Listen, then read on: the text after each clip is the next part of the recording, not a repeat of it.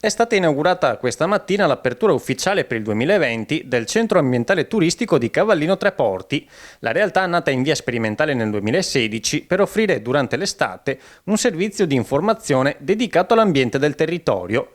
Si tratta di uno spazio didattico situato presso l'accesso alla spiaggia di Cassavio, dotato di teche espositive e pannelli illustranti la morfologia, la flora e la fauna del territorio. Il centro ambientale turistico è nato nel 2016 per opera nostra, dell'amministrazione Nesto, è nato proprio per dare un valore, una conoscenza e una coscienza cittadina e anche turistica delle nostre peculiarità. È un territorio che si trova tra mare e laguna, con tutte le sue caratteristiche di flora e fauna introvabili e assolutamente di pregio. Al centro turistico ambientale ci sono tutti dei pannelli didattici in cui appunto si può imparare e capire come è formato il territorio, come si è evoluto negli anni e come è composto, insomma, a partire dalla fascia sabbiosa della spiaggia, passando poi per le dune, la parte retrodunale della pineta, gli orti, i centri urbani e poi arrivare a quello che sono le velme, le barene del lato lagunare. E dopo aver esplorato il centro, i visitatori hanno la possibilità di partire alla scoperta delle bellezze paesaggistiche, compreso il recente percorso all'interno della pineta, costruito dal Corpo Forestale. Il territorio di Cavallino Tre Porti è ricco di bellezze naturali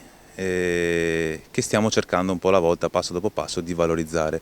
Questo è uno di questi, insomma, fondamentalmente è un riappropriarsi di quella che era la pineta, appunto valorizzandola e facendola conoscere. È un percorso meraviglioso di percorsi, sentieri, ponticelli, pannelli didattici che si dipana all'interno della pineta. L'obiettivo proprio è quello di continuare su questa strada e dare la possibilità a tutti di godere di questo meraviglioso paesaggio. È molto importante per noi far capire anche ai nostri ospiti quella che è l'origine di queste terre, quali sono le sue vegetazioni, cosa è importante mantenere, cosa è importante mandare avanti e fare cultura specialmente nei giovani.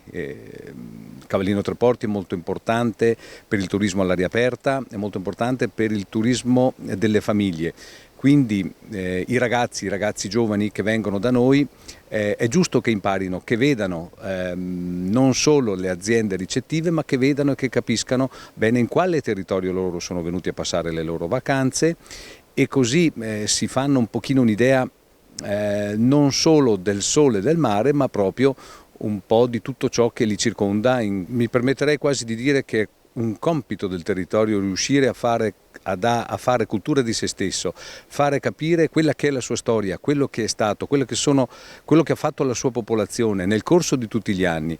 Cavallino Tre Porti non è nato solo come destinazione turistica, Cavallino Tre Porti ha tanta storia, bellissima storia, e è giusto che noi la riprendiamo e la riproponiamo in stile magari più moderno, in stile più giusto per le nuove generazioni, che capiscano e non si annoino nel capire la bellezza e la filosofia di un territorio, ma è nostro compito preciso fare questo.